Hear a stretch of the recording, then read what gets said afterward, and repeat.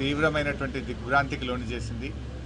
ముఖ్యంగా వారి మృతి యావత్ తెలుగు ప్రజలకు, మొత్తం దేశానికి కూడా ఒక తీరని లోటుగా మనం చెప్పుకోవచ్చు. రామోజీరావు గారు తన జీవితంలో ఒక గొప్ప సామాజిక బాధ్యతను నిర్వర్తించారు. అంటే అక్షరానికి కూడా ఒక సామాజిక బాధ్యత ఉందని మరి సమాజానికి చాటి చెప్పి నిరూపించినటువంటి వ్యక్తి రామోజీరావు గారు. అంటే పేద ప్రజల గొంతుకగా తన పత్రికను నిలుపుతూ మరి ఎంతోమంది పేదల పక్షాన నిలబడ్డటువంటి మహనీయుడు. ఇలా పత్రికా రంగంలో, మీడియాలో తనకంటూ ఈ రాష్ట్రంలోనే కాదు దేశ విదేశాల్లో ఒక ప్రత్యేకమైన స్థానాన్ని సంపాదించుకున్నటువంటి వ్యక్తి రామోజీరావు గారు. ఉదయాన్నే పత్రిక వచ్చిందంటే, జిల్లా ట్యాబ్లెట్ స్టార్ట్ అయినాయంటే అంటే ప్రజలకు పత్రికల్ని చాలా దగ్గరగా చేసినటువంటి వ్యక్తి ఇలా రామోజీరావు గారు.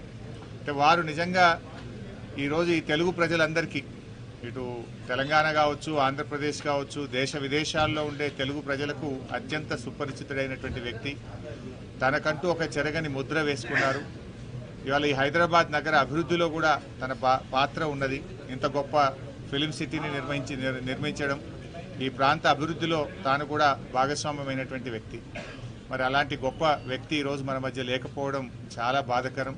వారి కుటుంబ సభ్యులకు, వారి సన్నిహితులకు, వారందరికీ కూడా మా ప్రగాఢమైనటువంటి సానుభూతిని తెలియజేస్తూ మరి తప్పకుండా వారి పేరు, వారు చేసినటువంటి మంచి కార్యక్రమాలు ఇంకా కొనసాగాలని, ప్రజలకు అందాలని కూడా కోరుకుంటున్నాం. తెలుగు భాష అభివృద్ధి పైన కూడా, తెలుగు భాష నిలబడాలని, తెలుగు భాష 10 కాలాల పాటు ప్రజలందరికీ ఇది నిలబడే విధంగా ఉండే విధంగా కూడా ఆయన ఎంతో కృషి చేసినారు. తెలుగు భాష మీద ఆయనకు ఎంతో మక్కువ ఉండేది. ఈ భాష పరిరక్షణ కోసం కూడా ఆయన చేసినటువంటి కృషిని కూడా ఈ సందర్భంగా గుర్తు చేసుకుంటున్నాం.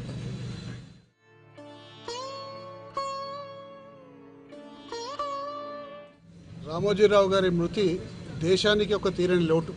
ఎందుకంటే పత్రికా రంగంలో మరి ఇప్పుడే పెద్దలు చెప్పినట్టు అక్షర బాధ్యత తీసుకొని, అక్షరానికి కూడా ఒక అర్థం ఉంటుంది, అక్షరానికి కూడా ప్రజల యొక్క కష్ట సుఖాల్లో పాల్పంచుకుంటుందని చెప్పే ఉద్దేశంతో ఎన్నో రకాల స్కామ్లను వెలికితీసి ప్రజల పక్షాన నిలబడి, ప్రజల పక్షాన పోరాడి ప్రజలకు న్యాయం చేసిన మనిషి రామోజీరావు గారు.